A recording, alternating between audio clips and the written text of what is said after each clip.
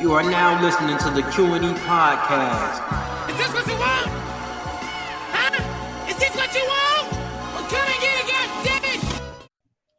What's up, everybody? You're listening to the Q&E Podcast. You're here with your boy Q Hicks right now. I got Edgar on the other line. Edgar, tell the people what's good. What's up, everybody? Welcome to a new episode of the Q&E Podcast. Today, we are covering the season finale of Lovecraft Country. A lot of emotions, a lot of theories, a lot of questions answered and unanswered. So it's a lot to dive into. It was kind of sad watching it unfold, but hey, I feel like it's going to be a lot more to come, whether they rename it Lovecraft for the second series or if there is a second series or a spinoff or whatever. I'm ready for whatever else they got following this. Episode 10, full circle, whole lot of shit was going on. Like you said, a whole lot of emotion. The first time I watched this, oh my goodness, bro. Yeah, it hit home a lot. It hit home a lot with a lot of stuff. I had text Edgar, bro. I was like, this is the best television episode I've ever seen in my life, bro.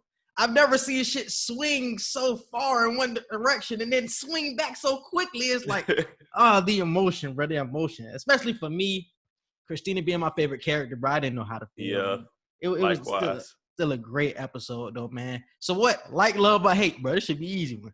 I loved it. I loved everything about it. I love the plot twist with Ruby that we'll dive into that came later in the episode. I love the fact that Tick got to have closure with his mother. I love the fact that it was really a closure episode with him for everybody involved, honestly. So yeah. I just love the title Full Circle really meant something. It was an emotional full circle. The actual ritual came full circle with everything. So I loved how everything tied in together.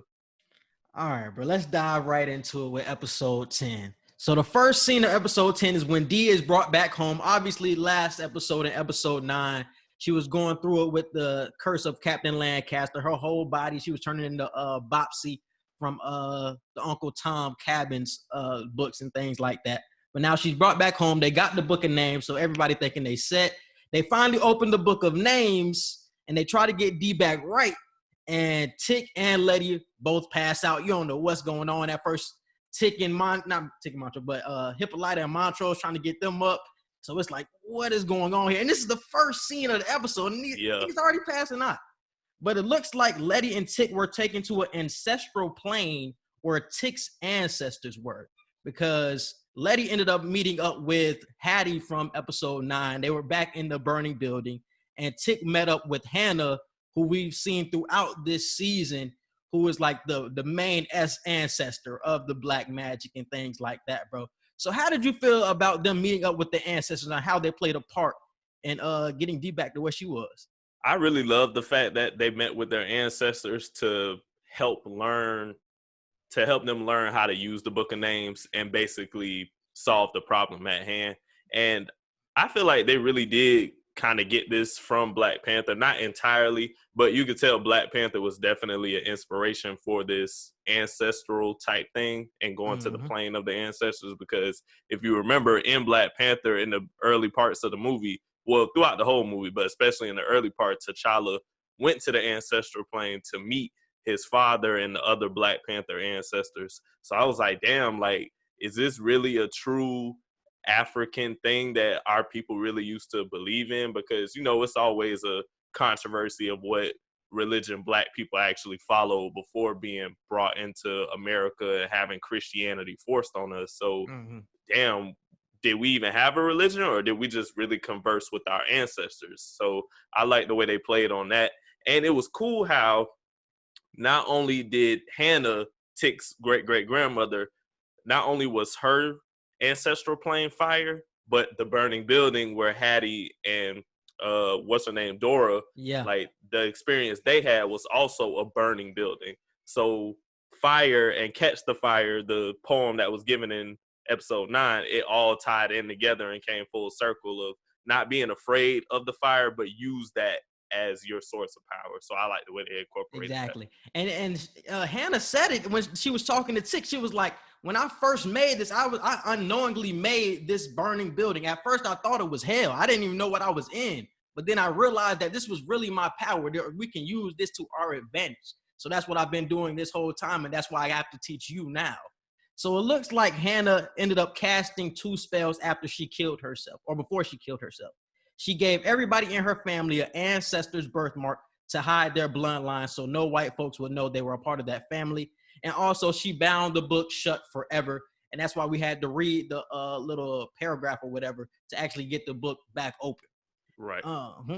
And then the Dora scene. This is a scene that I really enjoyed because you predicted that this would be George in this scene. I thought it was. I thought George was going to come back in time. Yeah, and I agree with you, but when I was happy they did Dora because I feel like we didn't know a lot about Dora, and we still didn't learn a lot about Dora, but I'm glad that we got to see her and Tick actually interact before she was actually taken away from us once again, bro. I actually like that interaction way better. So, because we only heard of her, like we never seen her. We don't know how she actually treated Tick, but she seen that like she was the only real affectionate person in his life, with his dad being so abusive and Uncle George being so standoffish when it came to emotional type stuff. Yeah, so his mom was the one that really cared for him throughout his whole life. And you seen it when they actually seen each other, man. It's like he hugged her and then he laid on her lap, and it's just like, man, like after all this time, you here once again, bro. And it was just like a great feeling to watch on screen. But she ended up telling Tick something real important.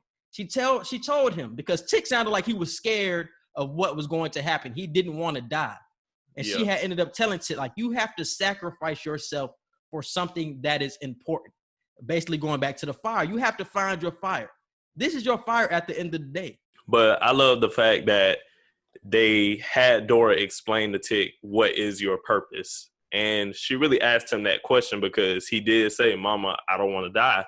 And she had to explain to him, look, if you're not willing to sacrifice yourself or sacrifice anything important to you for basically the greater good of your son, the mother of your son, and your family and generations after, it's like, what is your true purpose? You know, and I feel like that was a really big question to ask him, because you got to sacrifice sometimes. And we experience that too. Even today, it's like, hey, if this is what you want and this is the best outcome, it's going to be some sacrifices you got to make, even if that means the biggest detriment is towards you. It is what it is sometimes. But I remember we talked about it because that shit rang in my head so deeply, bro, because we talked about it on the No Justice, No Peace podcast did. We were saying how back in those days, they had to sacrifice way more than we had to sacrifice. Because if you ask somebody in this time to sacrifice or do something for the betterment of society, they would really question it.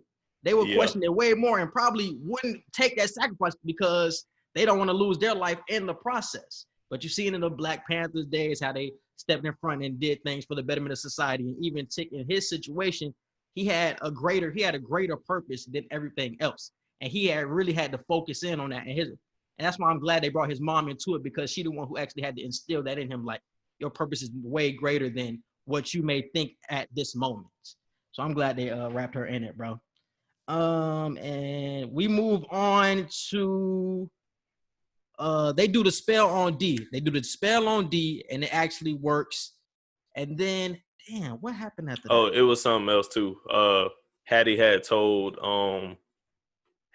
Letty, she basically taught her how to speak the language of Adam and all of that, basically how to use the spell book and the specific way that you had to give the spell in order for it to work the way that it needed to work to go against Christina. Yeah. And then they did the spell on D. But then in the process of them being in because it was like an alternate reality, because like I said before, in reality they were passed out, but they were going through the whole ancestral plane thing. But through that ancestral plane, Letty was notified of how they could stop Christina's plan. She told them that she would have to bind Titus's blood, Christina's blood, and Tick's blood to actually stop what Christina had going on, since they had the Book of Names as well. So that was the plan that Hannah told the Tick, and Hattie had notified Letty of too. So that was like the big purpose of the whole episode. So we see that we move on to I had wrote down the theory that I'm gonna get to later. Okay. And then Atticus comes up with the plan to stop Christina. I already talked about that. This is the part I wanted to talk about with that scene, though. It was the scene when everybody was in the kitchen. It was Letty. This was after they come. Montrose and Tick. And this is when they're back to reality now. They're woken up from everything, and Dee is back to normal at least. But her arm is still decayed. But this is when they're in the kitchen. And Montrose was like, man, you got too much at stake or something. He had too much at stake. I don't want you to die in the process. You know what the book had said. The book said you died. And Tick had told him the book is wrong. But the book wasn't wrong. He just told Montrose that because... Well, he didn't necessarily say it was wrong. He said that's just one potential future. Yeah, so it's not necessarily... he said the book is wrong, but he was like, it's more than one potential future. Yeah, it's not that I won't die, but it's a potential future. I could, but I also couldn't. Like, we don't know if the book is 100% actually correct because of the fact that we know there's different universes based on what Hippolyta told them, and on the fact that when they went to the past, they low-key affected it because Tick turned out to be the mysterious stranger. So now that they know about time loops and different multiverses and everything like that, I feel like that's why Tick was basically saying, we don't know if I am going to actually die or not. See, this is what I was thinking about that scene. I was thinking he told Montrose that. I think Tick knew all along he was going to have to die. I think he knew that had to be the end. Yeah, I'm pretty sure he did. But he still, told Montrose there was that some kind of hope out there. Yeah, but he told Montrose that so he can feel comfortable. Like, okay, maybe he's not going to die. Because we seen throughout this whole season, Montrose will fuck some shit up. So throughout the way, Montrose could have easily fucked some shit up because he didn't want Tick to die. And you know how he wants to protect his family. So I feel like if Tick would have told him the book is right, I have to die, I feel like Montrose would have fucked some shit up along the way. So they wouldn't have even got to that point, and Tick wouldn't even be in the situation that he would die. And that's what I got from that scene. I was like, damn, is that why he told Montrose that? Because you see earlier in the season, he had ended up killing old girl who was yelling the siren or whatever. And we seen him burning the book, The Order of the Ancient Laws. He burnt that book. So I'm like, Montrose will fuck some shit up because he want to save his son. Now he will fuck some shit up. So that's what I was thinking when he told him. But you're right, he did tell him potential futures though. Then they ended up conjuring up a plan. They ended up going to the museum, like underneath the museum area, and they ended up conjuring up Titus and a spell, which was Letty and Tick. And they had to get his flesh, like I said, they had to get this to thwart Christina's plans. But while they got Titus out of I don't even know where he came from, like out of the ancestry, out of the dead or whatever. He might have been in the ancestral plane too. He ends up warning Christina that, you know what I'm saying, the Letty and Tick them got the Book of Names before he ends up eventually getting killed once again by Tick. But I feel like what led to that was the fact that when they summoned him, they lost focus for a second and were just trying to like get the piece of whatever piece of meat they needed to get off him. They were trying to do that, and in the midst of that, I think they lost focus of the spell, and that's why he was able to position himself wherever he wanted to go. And he didn't know where he was going. He just sent himself to a different location.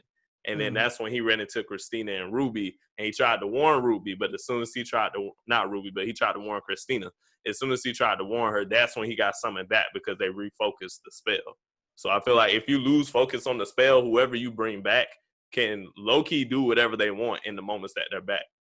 I don't think they lost focus though. I think they needed more intention, because that's why they had to bring the ancestors in, because at first it was just Letty and Tick. And it wasn't enough intention to actually keep him inside of the summoning.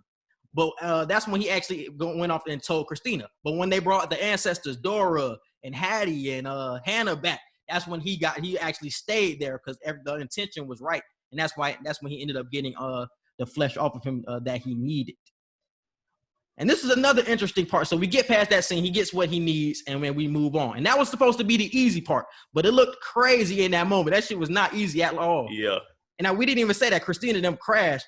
That crash was crazy. I thought she was about to die right there. She just flew out the damn window. Like, I knew she wasn't gonna die. I was like, this could be the most horrific crash we'll probably see in the show, and she not gonna die. She wasn't vulnerable too, so yeah, she wasn't gonna die. Yeah. But now we get to the scene where everybody, they were in the family store. And Christina ends up walking in and giving Tick the tempting deal. The deal that if you give me the book of names, you won't have to die in my spell. And I told you I asked you about this last week about, man, a lot of people, bro, are giving up that book because they want to live to see another day. But Tick knew his purpose. So how did you feel about that scene? And I will ask you once again, what would you have done? I probably, knowing the way I probably would have did the same thing Tick did and said no. Tick really looked around at everybody. He was like, man, I really don't want to die, but he told her straight to her face, no, you cannot get the book, even if it means I won't die. Like, I feel like my purpose is what my mama said my purpose was. So Tick stuck with his gut. He stuck with his heart. And I feel like if she would have came before he had that moment with his mom, it would have been more of an interesting conversation then. Yeah, he definitely would have thought about it more. He might have thought about it. No, but he definitely would have pondered. He would have thought about it, but him seeing his mom and his mom telling him that was like, okay, I got to stay focused. I know my purpose now. But he came after that. It's like, okay, yeah. And you got the family around too. It's like he can't say yeah in front of his family. You know what I'm saying? It just looks selfish in that moment. So yeah. But before Christina and Christina, I want to say this about Christina too. She looked fire throughout this whole episode. When she came in with that one outfit, it was like black and like gold or whatever. Outfit was fire.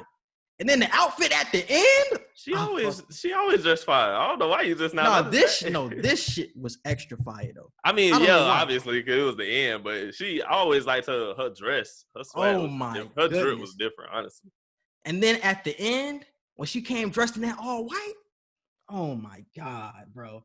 It gave me like Snow Queen or Night Queen vibes or some shit like that. Oh my God, bro. Christina just looked, like you said, she looked fire all the time. I seen somebody on Twitter, like, we'll dive into that part when we get there, but going back to the white dress thing that she was talking about, I seen somebody on Twitter say she had on all white to symbolize, like, marriage, I guess, between her and Tick, giving her, like, lasting life and stuff like that. Like you know how brides, they wear all white to the wedding because it's supposed to be, you know, the symbolism for intertwining with that person type shit.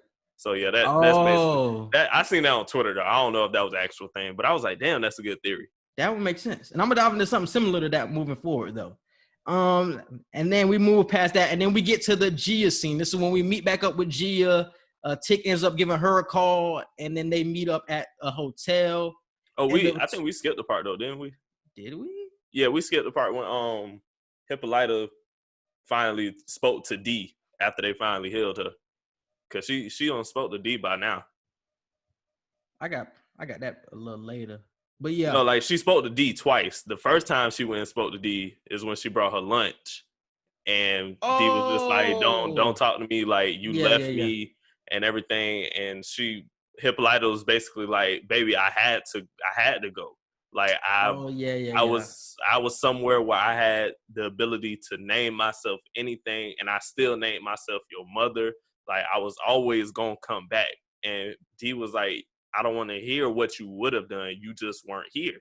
You couldn't have saved me anyways, but the fact that you still just weren't even here. And I get it. You got all this knowledge now. You were able to turn yourself into a Orinthia Blue. But as your daughter, I just don't want to hear none of that now. I agree with D. Yeah, you weren't there for me, but I was right there with her. And you already know me and Hippolyta got a rocky relationship anyway, so I was on D side heavy, boy. I was like, man, fuck Hippolyta. Man, get your ass out of here, man. My nigga don't want to hear that bullshit. Even though you got all this knowledge, I still don't want to hear that bullshit. So I was 10 toes down agreed with D. But yeah, I understood both sides. I was just like, I mean, because you see situations like that where parents really do sacrifice their dreams for their family, for their man, for their kids. Like, and in that moment in her life, she felt like that was the one time that she really did get a second chance to go by her future and be what all she could be. Mm-hmm. And did that mean sacrificing like a moment with your child? Yeah.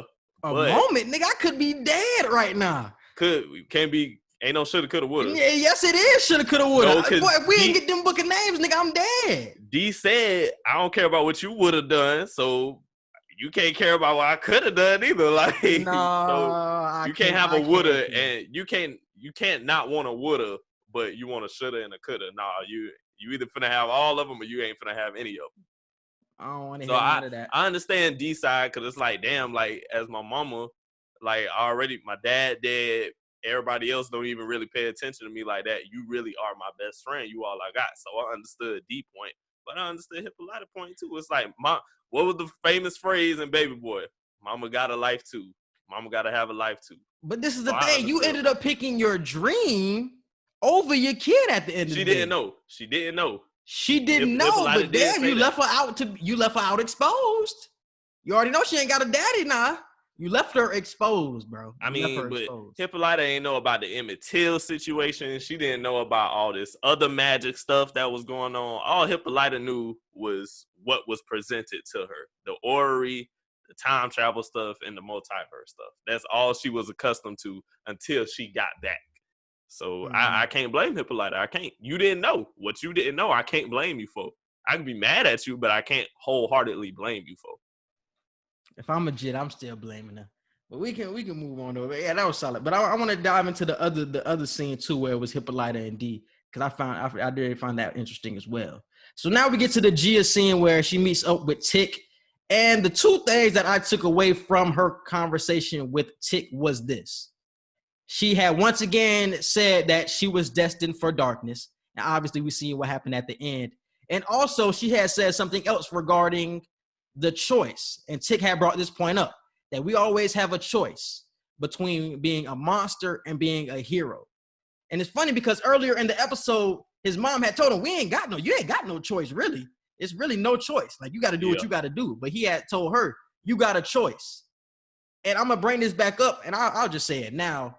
Tick didn't have a choice, but she had a choice to be a monster or be a hero. Because she didn't have to do what she did. She did it.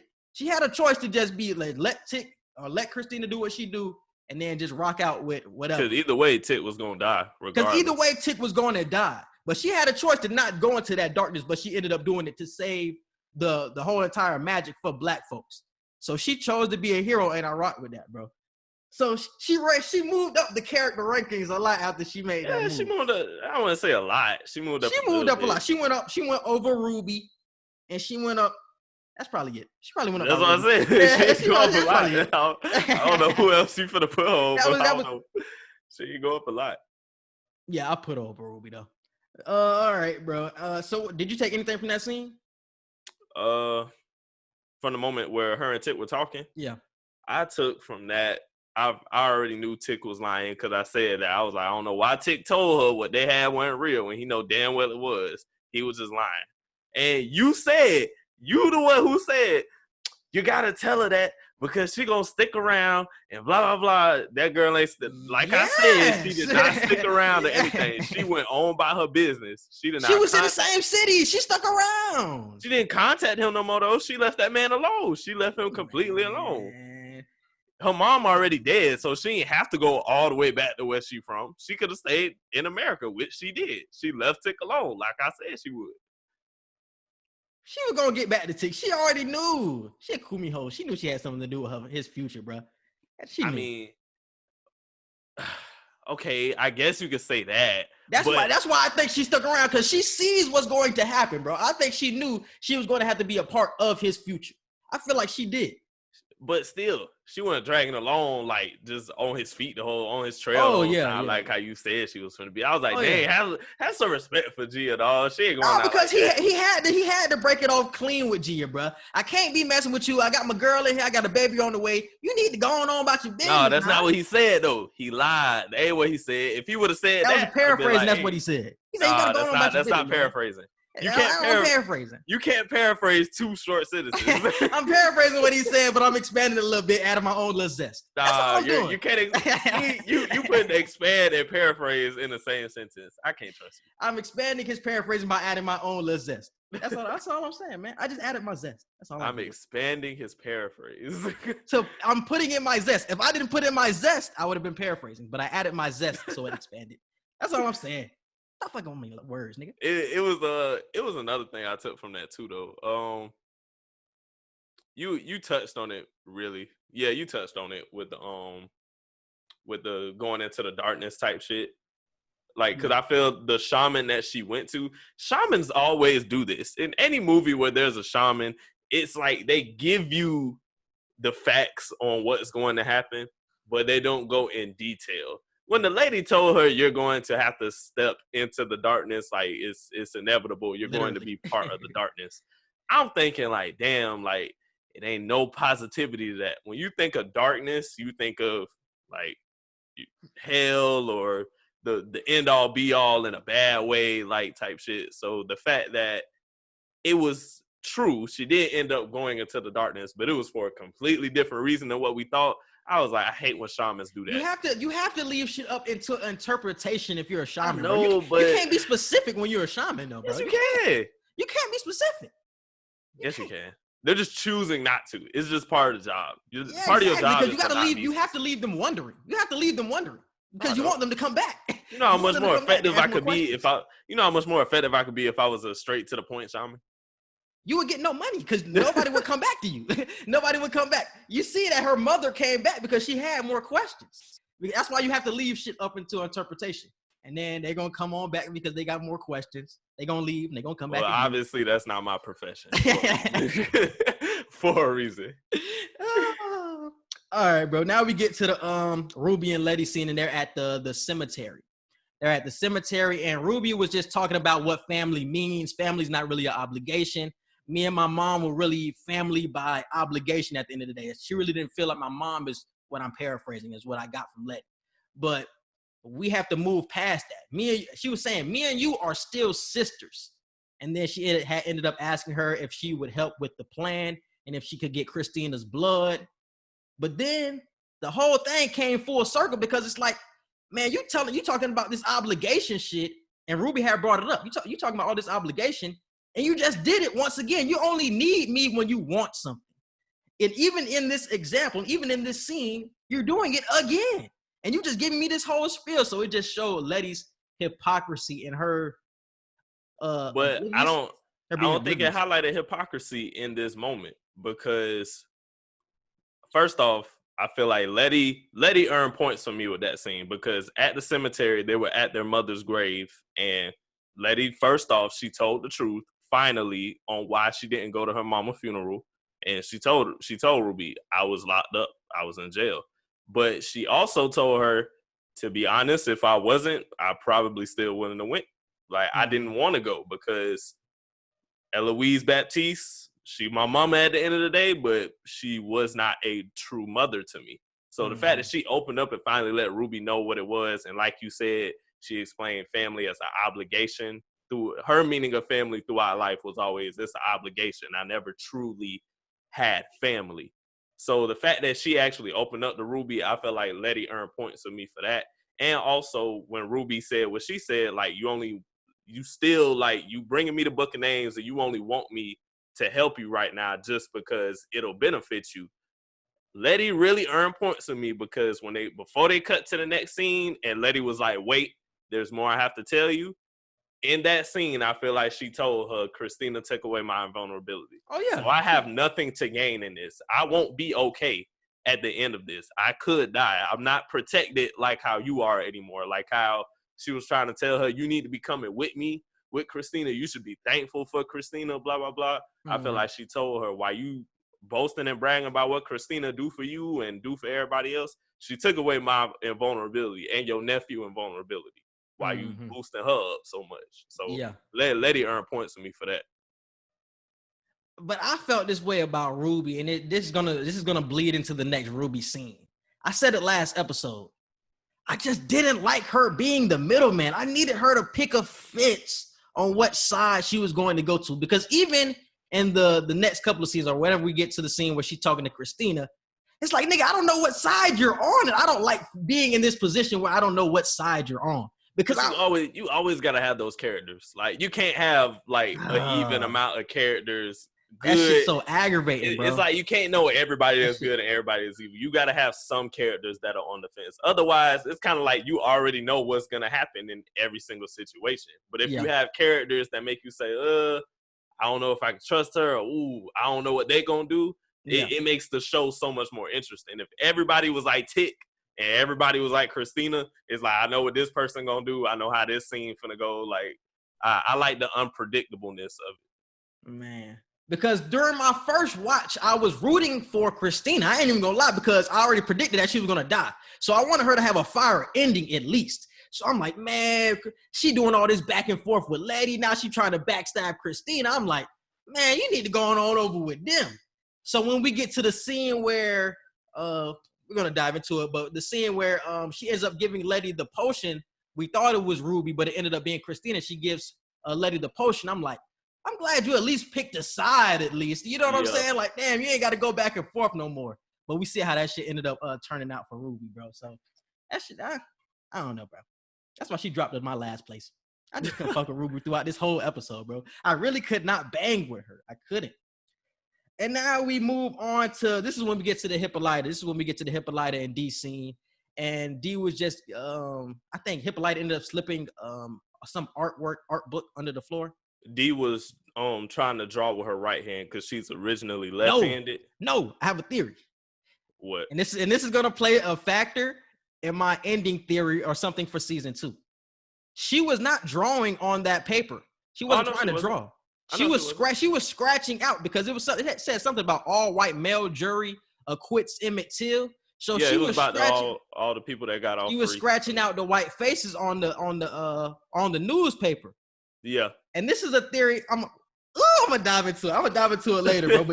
But be aware that's what she was doing. She wasn't drawing. She was scratching out their faces. I knew she wasn't drawing. I knew she was scratching out faces. Yeah, so she was mad at the white folks for what they did to her. So you got to think about all the pent up rage. Like, you killed my pops is what I know of. You killed my pops is what they've been telling me. And now you done ended up killing my man Emmett Till, and then you ended up almost killed me. Yeah, you damn near killed me. So all this pent up rage for white people, I feel like could play a part for season 2. So that shit was fire, bro. And I guess you can go on more with that D and Hippolyta scene. And then as she was scratching out the faces on the newspaper, Hippolyta, she slid under like a second edition of Orinthia Blue, and D picked it up and she was reading it, and she was really looking like, damn, like this is like way more advanced drawing than I've ever seen myself do or anybody else do. And you could tell it was like from the future because the detail, the type of ink, the artwork, like it looked like some comic book you would find today. It didn't look like no 1950s type shit. Yeah. So Hippolyta came in, and I love how they plugged in the actual artist from the show. She was like, "Where did you get this?" And she was like, "An artist named Afua. I think that's how you pronounce her name, Afua. She taught me how to draw when I was where I was." And I was like, "Damn, that's nice how they plugged the actual artist in there." Yeah, I did fuck with that too. And then she ends up showing her like a little back room or whatever, and you see D end up walking in the room, and she's like, whoa. So we don't know what was actually in that room. We didn't get a scene of it, but in the flashbacks we see at the end that we get from Tick and Christina and that little flashback scene with involving Gia, I feel like we ended up getting some type of hint involving what went on in that room. Well, I feel like because before they went into the room, she had a decayed arm. Hippolyta told her, like, I'm gonna help you, like, you're going to be able to draw again. I'm gonna make sure you are able to draw again. And D was like, what? Like, what do you mean? Because like I said, D's left-handed. She's not right-handed. So not only was she scribbling the faces out on the newspaper out of rage, she was also doing it because shit, I can't draw, so let me just take my anger out in this type of way too. So the fact that she told her, I'm gonna make sure you draw again, and then they went into the room and opened the door, and D was looking like, whoa. I feel like that's when she showed her the mechanical arm that she made for her. Yeah. So that shit was definitely fire, bro. So we move on. This is when we get the Ruby and Christina scene. At first it looked like Ruby was gonna side with Christina because at one point throughout the scene, she had ended up telling Christina, she was like, I want your spell to work, and your spell is going to work, because Christina was basically saying, like, it's a lot of mathematics that are involved in what I'm doing. Like, one slip up could end in the death of me and the last of my bloodline, which is Tick. And that's something that I feel like played a factor in what she does moving forward as well, because she doesn't want herself to be the end of the bloodline. She knows that. And she said it in that scene. So I'm like, damn. So I ended up playing a part 2. But Ruby, and you just seen Ruby's manipulation with Christina. It was like throughout the whole season, Christina was the one manipulating Ruby. But then we ended up finding out that Ruby ended up trying to at least manipulate Christina to end up getting the blood that Letty needed for the potion involving Tick and Titus and all of them. Because I think Ruby was also trying to figure out what other ways other than just blood could she get it to work, because she was asking Christina questions that she never really asked her before. Because if you notice throughout the series, she never really asked Christina how she's doing what she's doing other than what bodies are you using. But in this episode, she finally started asking her, like, well, what does it take to make the potion? Like, how do you do this? How do you do this? And Ruby was like, did you do that with me? Like, how did you even get this and that from me? And Christina was like, I mixed the blood. Sometimes it could be hair, nails, like saliva, like all that type of genetic makeup of what we have. Like anything that you can clip off of us that can have our DNA in it, you can basically use that with the potion. And I feel like you said, after Ruby manipulated her into they ended up having sex before they cut away to the next scene. But I feel like that was part of Ruby manipulation. I'm going to learn everything I need to get from you, and then I'm going to change the whole subject, make the shit intimate, and I'm going to try to steal it later. Yeah. All right. Then we move on to what I already told y'all before. Ruby, as Christina, ends up giving Letty the blood that they say was Christina, and the group ends up heading to Artem. And now we get to, and it was a cooler scene in between the Artem and also in between Chicago when it was this Shaboom scene. I don't know what the song was called though. It's called Shaboom by the Coasters. Shaboom by the Coasters. That was a fun little scene, and I seen that on Letty Journey Smollett's Twitter page. They had showed like how they were going through it and things like that. That shit was fire. I fucked with the energy though. I really did fuck with the energy. Yeah. And I peeped something. I peeped something during that. I ain't catch it all the way till the end, like afterwards when I was on Twitter. But I peeped something. Ruby always hated that song. I did see that. Always hated that song, because in the first episode when we got introduced to Ruby, what did Ruby say when she was at that concert thing? Shaboom, shaboard. Yeah, I'm not singing that. Like I don't mess with that type of music.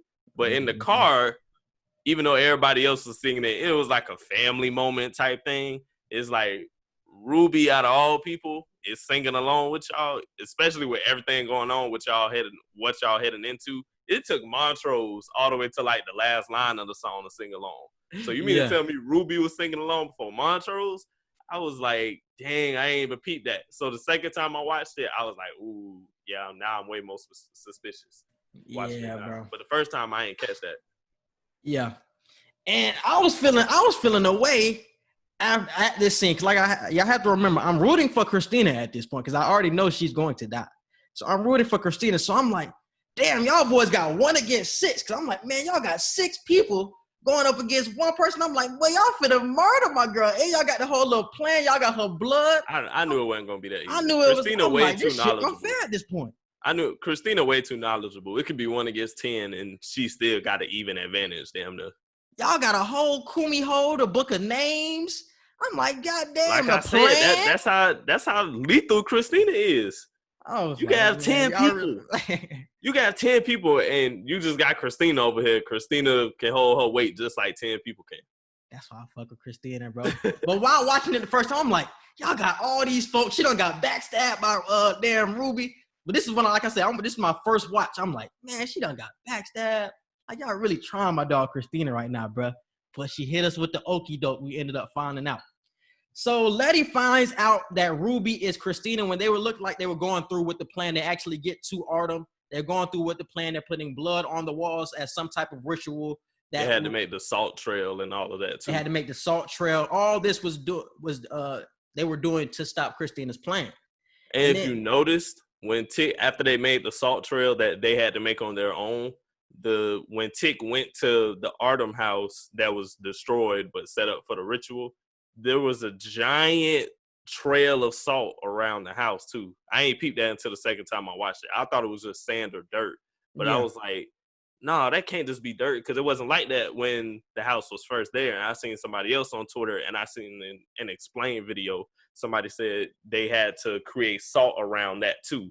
So it was just a giant salt trail throughout the entire house. Mm-hmm. I ain't even peeping around the house though. But I did see Montrose was doing it. They was putting it everywhere. They was putting it on the street, on that bridge or whatever. Yeah. They was putting a salt trail on the bridge, so they was putting it everywhere. But this is when we find out that Ruby was actually Christina the whole time. I don't forget how Letty ended up finding out though. Because Ruby ended up saying something about family that they were talking about. Oh, Ruby, which was Christina in this moment, ended up saying, the car ride here finally made me understand the pull of family. And Letty was looking like, what? Like, what do you mean? Like, we been family. Like, you acting like you never had family before. And then she just started going in deeper on how she finally felt accepted and all that type of stuff. Because the whole thing with Christina was she's never been accepted into the group that she wanted to be accepted in because she was female. But now, regardless of her sex or race or anything, she was finally accepted into family. So when she said that, it caused a trigger to go off in Letty's head. Yeah, bro. Then they ended up having a whole little fight scene or whatever. They going back and forth. Everybody getting their punches in. I think Christina almost ended up falling down the little stairwell or whatever. But then Christina ended up throwing her off the roof or off the stone building. Ain't no way. I know what happened at the end. At the end, but it's like, bro, ain't no way. I thought I was gonna see Letty again, bro. I didn't either. She was dead for sure. Damn. I knew I was gonna see her again before the end of the episode. I was like, she gonna come back somehow, some way. I don't know. I didn't know how before it happened, but I was like, she finna come back, because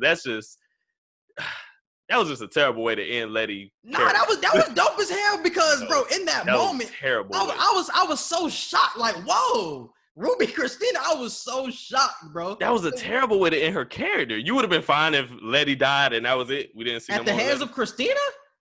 But in that fashion though, just getting thrown off of a building, like that was a terrible way to end her. Letty's character, that was a terrible way. Now, if we talking about Montrose, Hippolyta or something, it's like, okay, but Letty is literally like the second biggest star on the show, damn near. Man, I was just so caught up in the scene, man. I wasn't even thinking about Letty, bro. I was still shocked that damn Ruby was Christina this whole time. So I'm like, the way she died, I'm like, she dead. Like, she ain't got no invulnerability. She ended up killing a baby. I'm like, that's crazy. So I'm still in shock about Christina being Ruby than actually Letty's death. I wasn't even thinking about Letty's death too much, but I'm like, if you throw somebody off the roof, no invulnerability, I'm like, she's dead. So I'm like, this is crazy.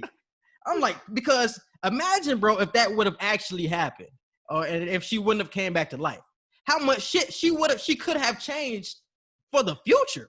Like, so it would have been no George Freeman. Tick still would have been dead. Like, boy, you talk about the whites. I wouldn't say it would have been. Yeah, it would have been for nothing. Yeah, it would have been for nothing, and it would have changed a lot moving forward, boy. Because I don't want to spoil what happened at the end, but you already know it. If y'all watching, you already know what happened at the end. The magic is ours now. The magic is ours now. It would have been all the black people. But let's get to that part, though. Let's get to that part. Yeah, but I'm saying, just going back to that point, it would have been the other side. It would have been the other way if Letty dies. Because I feel like it would have been all the magic goes back to the whites at that point. Because Christina Immortal, all that power shifts back to them. But we see what happened at the end. All right, let's move past that point. And then the rest of the group ends up getting hemmed up by many white folks as well. Like, all the white folks ended up walking up on the bridge. So Hippolyta, Gia, Montrose all got hemmed up. Tick was sacrificed in the process. And I want to talk about this D scene as well. D was left in the car, but she was reading the book, Lovecraft Country by George Freeman, Tick's son. Yeah.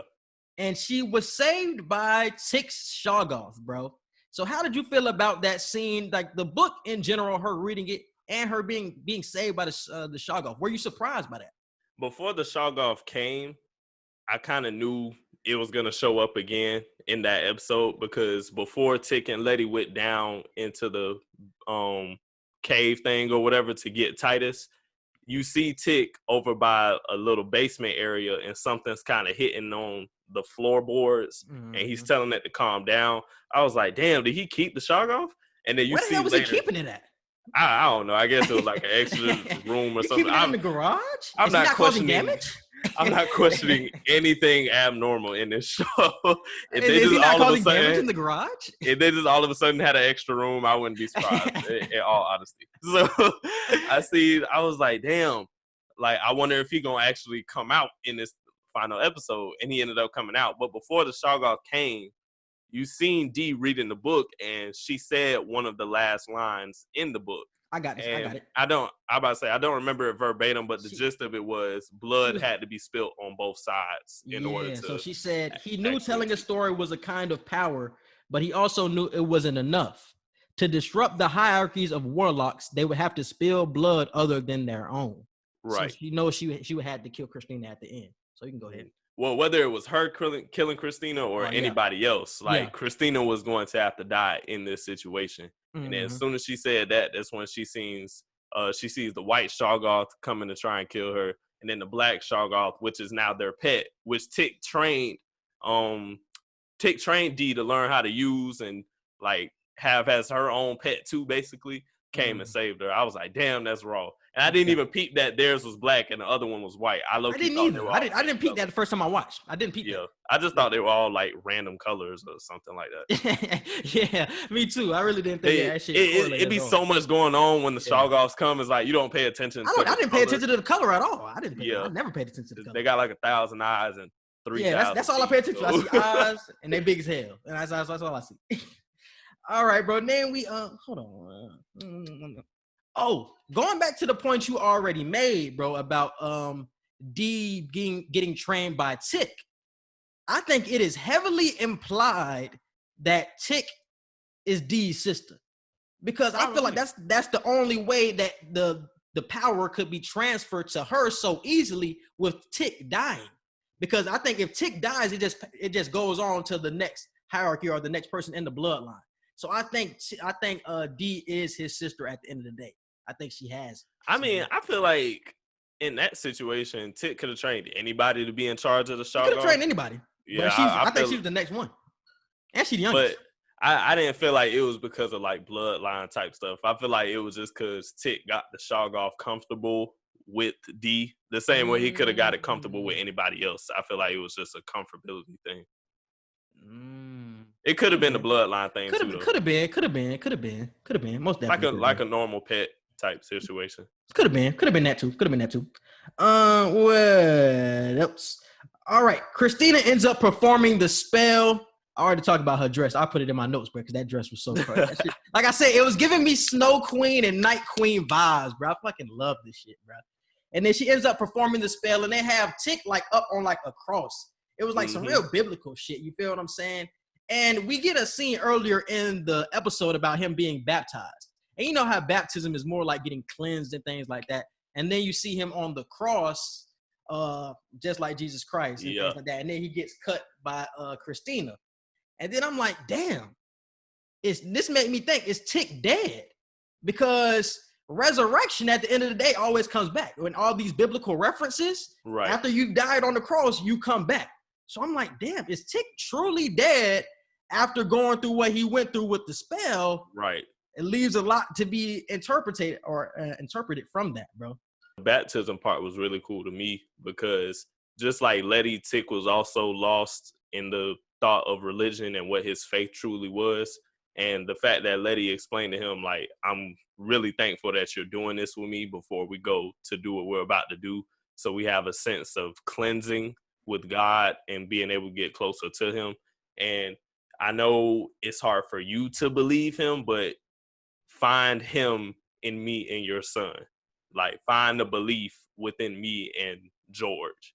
Like, regardless of whatever else you feel about him, believe in him when it comes to me and your son, and everything will be all right.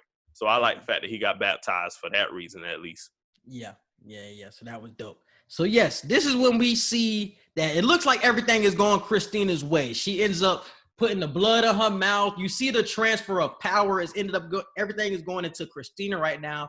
And then we also cut away and see that Letty is waking back up from the invulnerability that we end up finding out. So it looks like when we get shown the flashbacks later by Gia, it looks like Christina, as Ruby, gave Letty invulnerability once again, because she promised to Ruby at the end of the day that she would not harm her sister. Right. And also, I wanted to go back to the point I had made before with Christina. She didn't want this to be the end of the bloodline. She knew what Letty was carrying was more heir to the blood of the Break Whites or whatever. And she didn't want that to end with her, even though she wouldn't die or nothing like that.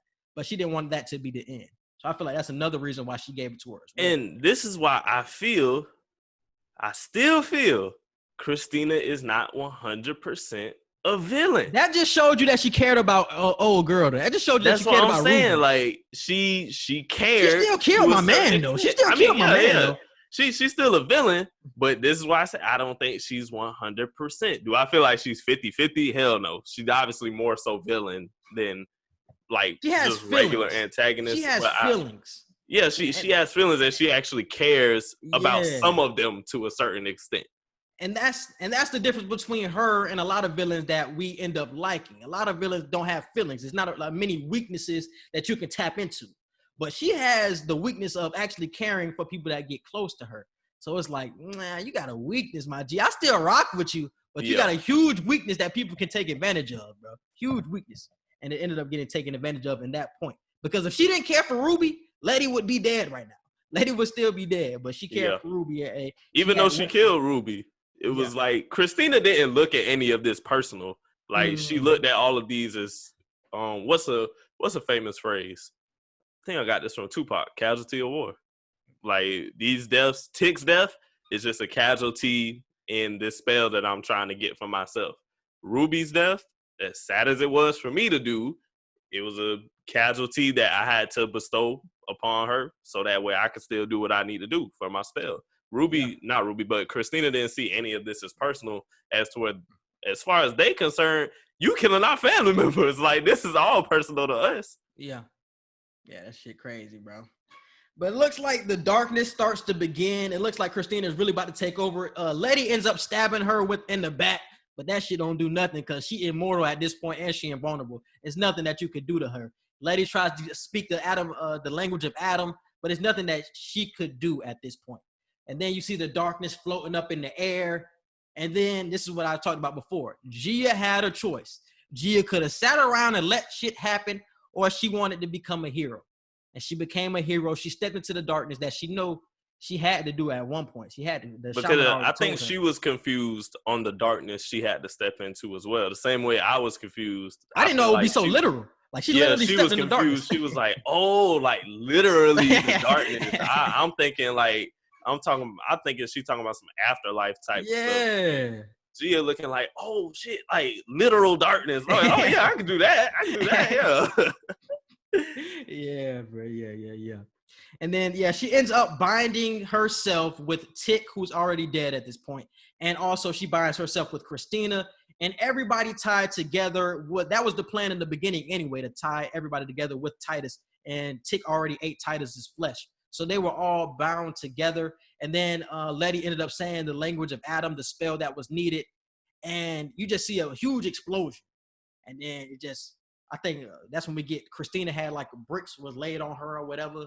Mm-hmm. And then that's when Letty walks up. All the rubble was piled up on her. All the rubble was piled up on her. And then that's when we get this scene with Letty. Letty was like, yeah, bitch, the magic is ours. It's like, yo, niggas in that bitch screaming. I was like, yeah, I fuck with that shit heavy.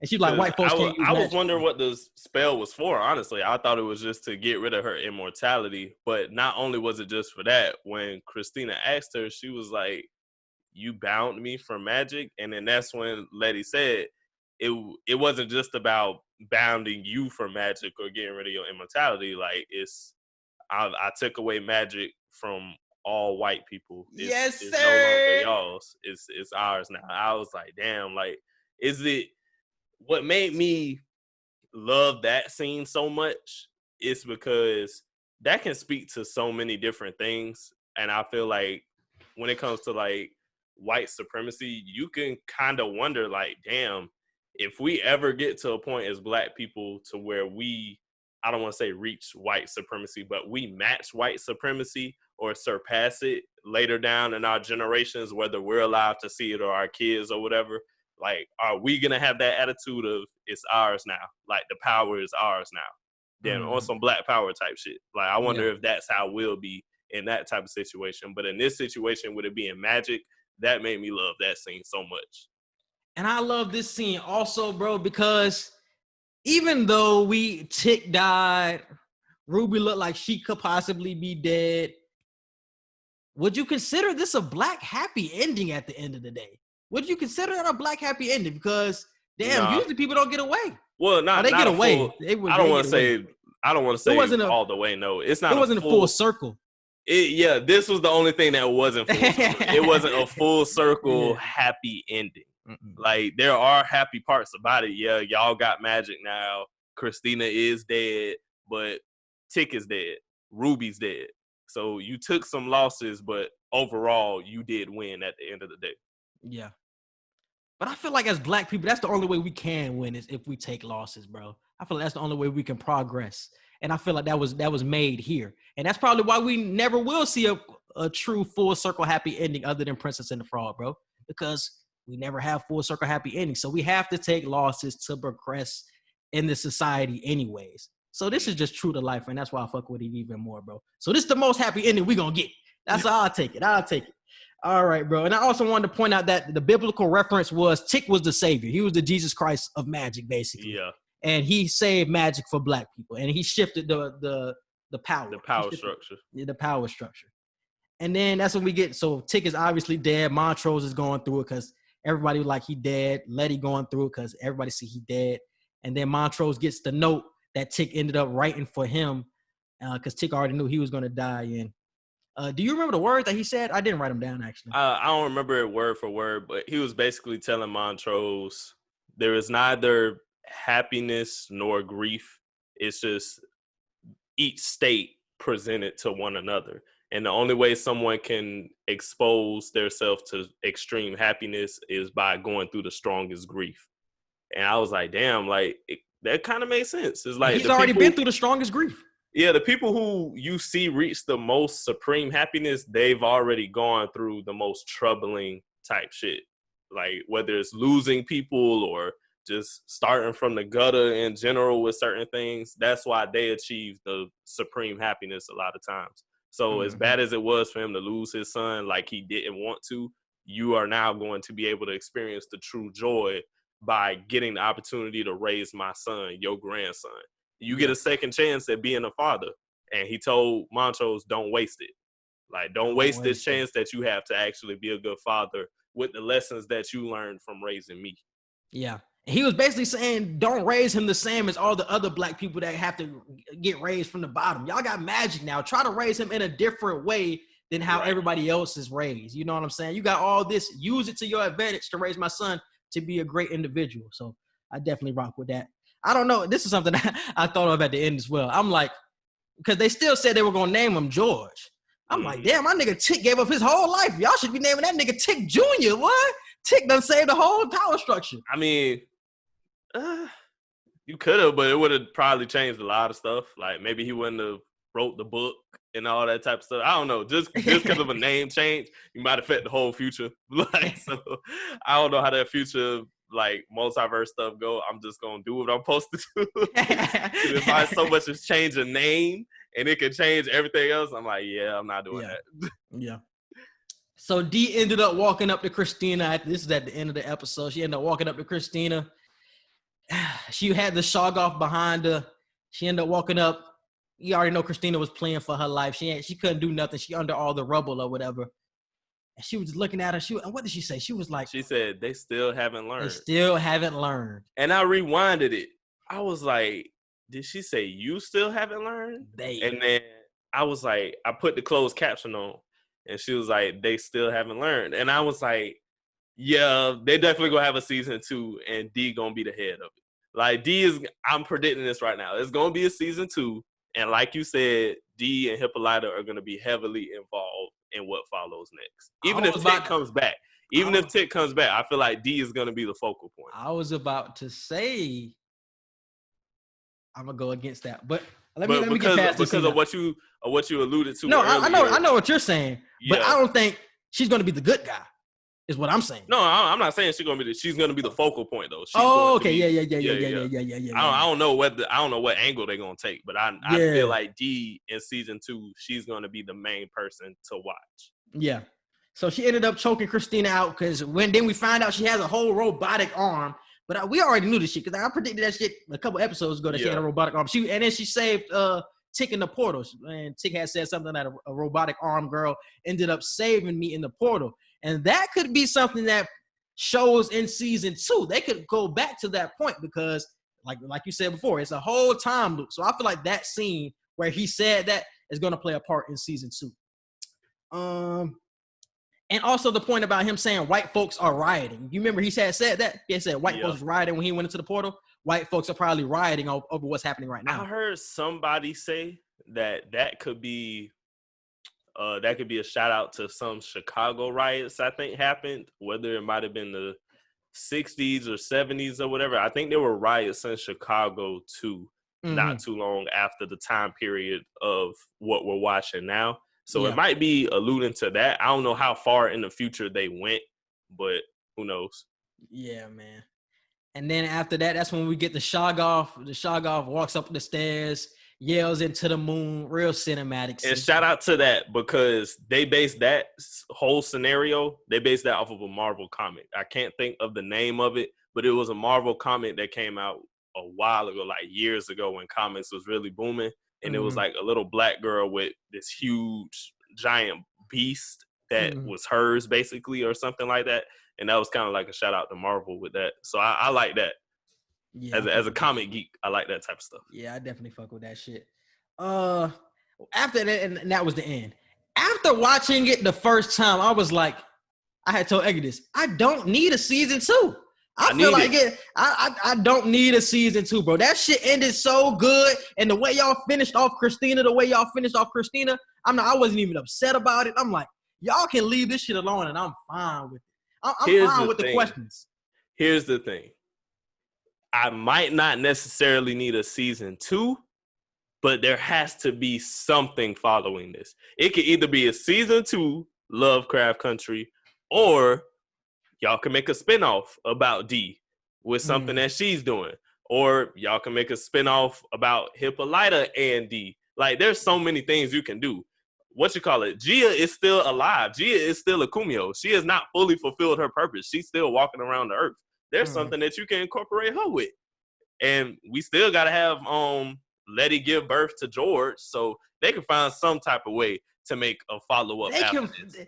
They can find a way, bro. But do you need it?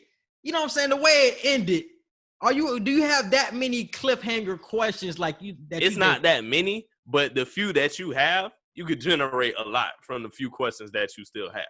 Plus, it's like there's ways they can incorporate this into so many other things other than just black and white at this point. Now that we got the full black and white racial tension out of the way, there's a whole book of stuff that they can open it to now. So I want to dive into that, bro. And that's what I think. If they were to have a season 2, and like Letty already said, the magic is theirs now.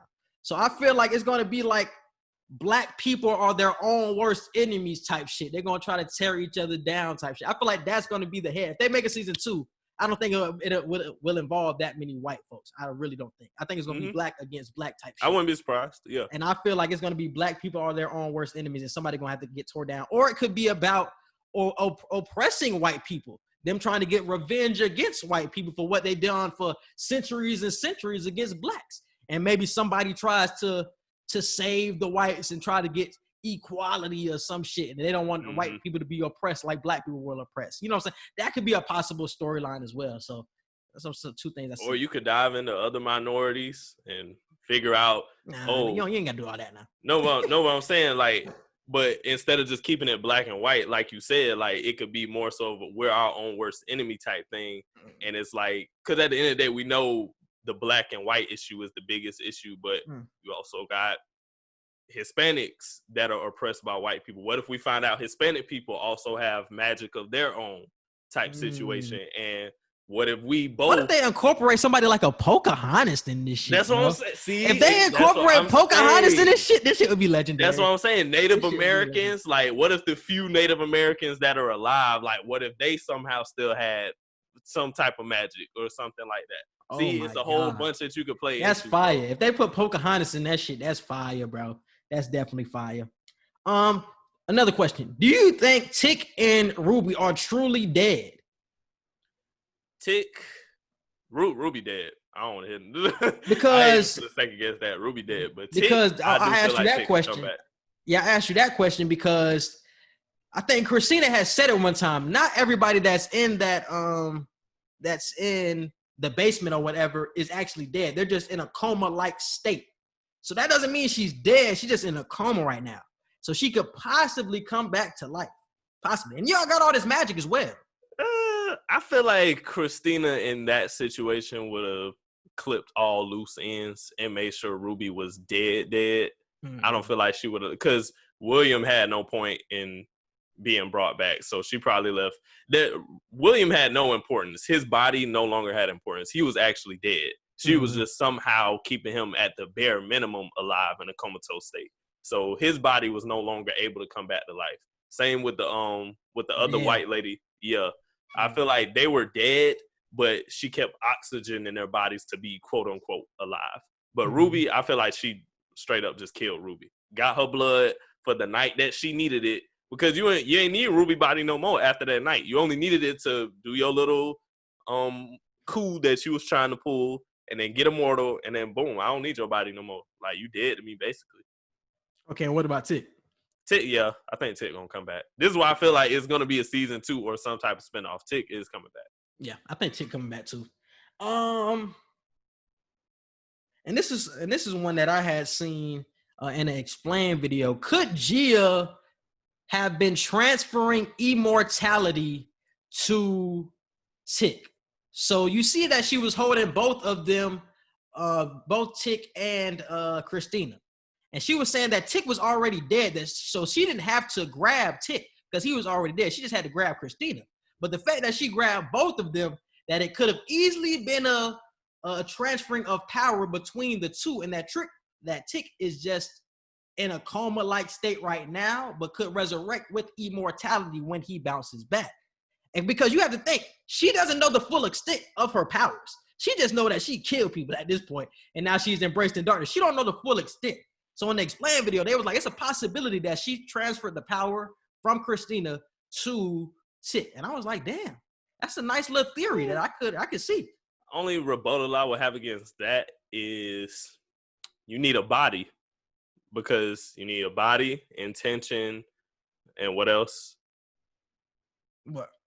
Body, intention, and the spell. Like, right? For the spell, you need a body, intention, blood, or something like that. Like, so I feel like Tick's body was the other body that was necessary in that type of situation where she was trying to help save Tick. I feel like that's the only reason she picked up Tick's body, because like you said, his blood was already in Christina, but maybe she just needed to get his body too to actually make it transfer the way she did. All right, and what else? And oh yeah, well, I already said it. D could possibly be the next villain for next season. Because all of this, it goes back to what I said earlier about her starting to hate white people at this point for what they did to her dad, Emmett Till, acquittal, things like that. So she had this pent-up rage for white folks now.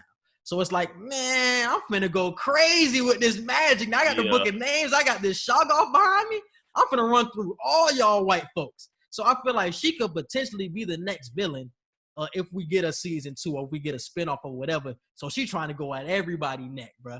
And they could possibly try to hold her down by, and this is what I was saying, getting it back to that Portal reference, to her being the person to give Tick the book and move on to the present. I feel like it's going to be some full circle type shit where she goes crazy and then she realizes her mistakes and then gives Tick the book in a whole little time loop event where she realizes her mistakes or some shit like that. Yeah, that sound. See, that's what I'm saying. It sounds believable. It sounds like it could work. If we thinking of this, I know they thinking of this. So yeah, I feel like it's definitely gonna be a season 2 or some type of spinoff follow up. It was good though. It was good though. It's funny, bro, because HBO, I don't really know HBO for second seasons, except for because I've only seen a few shows on HBO. The only show I've seen that has a second season was The Deuce. Other than that, like Watchmen had one season, and I don't think they're coming back again. And with Lovecraft, it's just like it's a lot of theories that you could run with, but damn, the ending was so good. It's like, damn, do you have to? Maybe they don't want to renew it. Maybe they want to find some other shit to do. You know, Jordan Peele has his hands in so many other shit. Does he want to make another season of it? And the fact that it is based on a book. So do you want to go off script and just make your own storyline, or do you still want to base it off of the book itself? So do you have to wait for the writer? That's why I say I feel like they should do a spinoff at this point, because you don't have a second book to base it off of. If you had a second book, then hell yeah, like make another season. But since you don't have a second book, that's why I said I don't feel like anything following should be called Lovecraft Country Season 2 or whatever. I feel like it should, if you put Lovecraft Country, it should be Lovecraft Country, semicolon, title, whatever. Mm-hmm. Oh yeah. I can definitely see that. But I think that's it for all of my questions. I think I got all my points off. What are your rankings for the episodes, and what was your favorite part of the episode? Favorite scene? I'll do my favorite scene first. My favorite scene was, like I said, Letty telling Christina magic is ours now. So I really feel like that was the most powerful scene damn near in the whole show. My rankings, I would say I still got episode 7, bro. Episode 7 just... Episode 7 above this one? Yeah, bro. I don't know, bro. I love Black women. What was episode 7? Was that Hippolyta? That was Hippolyta? Okay. I love that episode, bro. I just love the way they really... That was Black women moment to shine all the way. So I just love that completely. So episode 7, 9, 10, 8, 5, 3, 2, 1, 4, and 6. You have 10 at number 3 on your list? Mm-hmm. That's crazy. Because 7 and 9 gave me so much emotion, like on a real Black person realization type thing. Like it gave me such an emotional feel. 10 gave me cinematic appeal that I wanted, but 7 and 9, they just hit personally on a different level. Man. Especially with the anecdotes and the poems that they used and everything. Like I was like, yeah, this is perfect. Yeah. Man, I gotta go with number 10, bro. I already told y'all, bro. I felt like this is the best episode of anything I've ever seen in my life, bro. The emotion, because y'all have to think, once again, I would say, I'm rooting for Christina midway through this movie, or through this TV show. And the emotions of going back and forth between like, oh, is she gonna die? Oh no, maybe Christina might make it. I'm like, the emotion I was going through in this episode. Because I predicted Tick and Christina to be alive. I damn sure predict both of them to die. Yeah, that's crazy that both of them are dead. So I predicted both of them to live. So the fact that not one of them died, but both of them, I was completely off. I was way off. Man.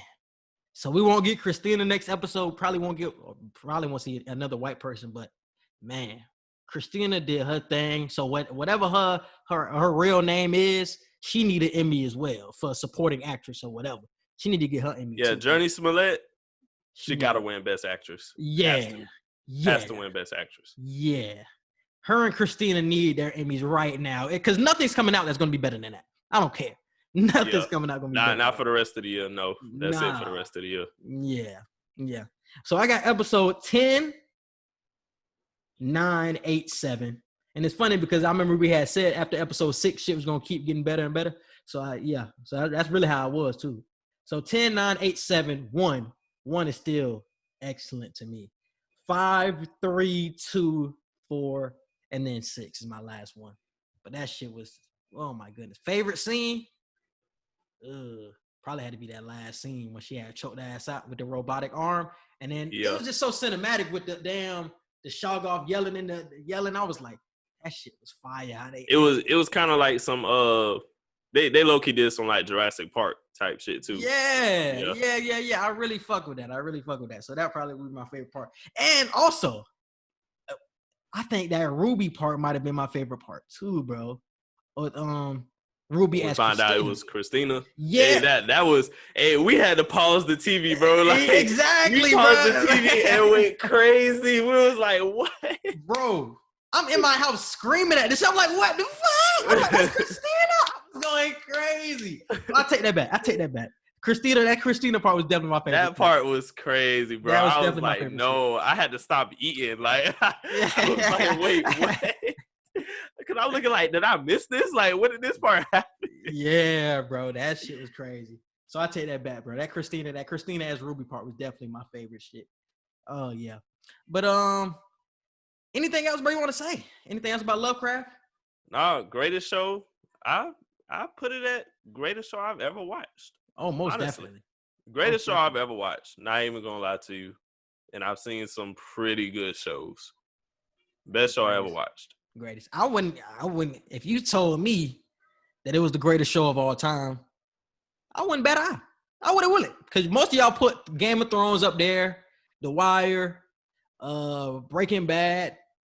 But like I said, we talked about it before, man, but they never mixed this many genres together, bro. That's what I'm saying, bro. They mixed creativity. everything beautifully. Beautifully. Yeah.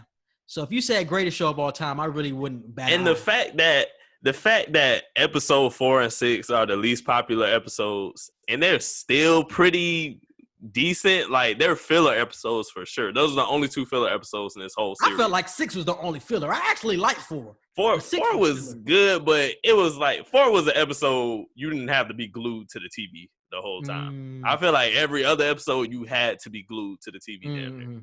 So 4 and 6 were some mid, but the fact that mid is better than other fillers, like for any other show, damn near. Yeah, I really rock with it. Yeah, but that shit was fire. What else do I want to say? This is the last episode of the show for now, but we will be coming with something next week. I think we're gonna do the Halloween shit next week. We're gonna have a Halloween favorite Halloween movie, something along those lines, since it's Halloween next week. Have you seen Charm City Kings? We gotta review that too. I'm gonna watch that tonight. I watched it. Yes, bro. It's only gonna be one part. It's only gonna be one part about the ending that I know you're not gonna like. So did you like it? I'm gonna be ready for you to tell me what part about. Did you like it? Yeah. Like, I loved it. The movie was great. Like Will. Oh, you didn't like the part either then? Will and Jada snapped. It was only one part about the end. Jada was in there? No, they like helped executive produced it. Oh, okay. But yeah, the movie was great. Storyline was great. Character development was good. All the dirt bike shit in general, like just learning about dirt bike life and shit like that. Like, cause I know about it, cause I be paying attention to stuff like that. I like dirt bikes and stuff like that. So if you're not one who knows about that type of lifestyle, it's really cool to watch that movie, because you're like, oh wow, up north cities like really do this, and people down south too, in South Florida, like in Miami and Broward, they do dirt bike life type stuff too. But Meek Mill was in it because that's like his thing, you know. People in Philly, Uzi and all them, if you're from Philly, you in dirt bike life. If you in Baltimore and stuff like that, you in dirt bike life. So I like the fact that they threw Meek in that movie, because it's like, hey, he really do that stuff for real. So he ain't really even acting per se. He really doing some real life type stuff. So I love the movie, bro. Like the character development and all that was great. But it's gonna be one part around the end of the movie where you like, I can't believe they did this. Oh, you said that? You said the same thing? I said that. If I said that, I know you gonna say it, because you big on making sure the movie ends correctly or the show ends correctly. Most definitely. So the rest of it ended great. It's just one part that you're gonna be like, they really could have did this better. I'm gonna watch that shit tonight. Then I'm gonna watch that shit tonight. And Ratchet. I mean, we was talking about we're gonna do Ratchet. I gotta start watching Ratchet. We're gonna pick up on Ratchet too. Those are only 2 ones I really picked up on recently. But those, that's it. Oh, bro, I can pause the shit now. But you can hit it with the social media. I'll tell you after. You can follow us on Twitter at QE Podcast 1. You can follow us on Instagram at Q_N_E_podcast. You can follow and like our Facebook page, Q&E Podcast. Don't forget to subscribe to our YouTube channel. Click the notification bell and hit all so you can hear anytime that we drop new episodes. Our email, QANDEpodcast@gmail.com for any business inquiries, questions, concerns, fan mail. We'll try to get back to you on there as soon as possible. Quincy's Twitter is Q_Hicks3. Mine is Edgar Martin 97. You can follow Quincy on Instagram at Q Hicks Production. You can follow me at Edgar Martin Official. And shout out to Blue Collar Media and MTMV Sports. Yes, and you can subscribe to us on all of our podcast platforms, wherever you listen to podcasts. So definitely subscribe on Apple Podcasts, Google Podcasts, Spotify, and iHeartRadio, bro. So definitely check us out. Subscribe to my YouTube. Just type in Quincy Hicks and you can subscribe to it. Like Edgar just said, press the notification button. And that is it. Sweepstakes coming up soon, bro. The news is going to drop either later today or tomorrow, bro. So definitely be in tune with that. We're going to post that on social media. But I think that's all the news, bro. We appreciate y'all for listening, and we out. Peace.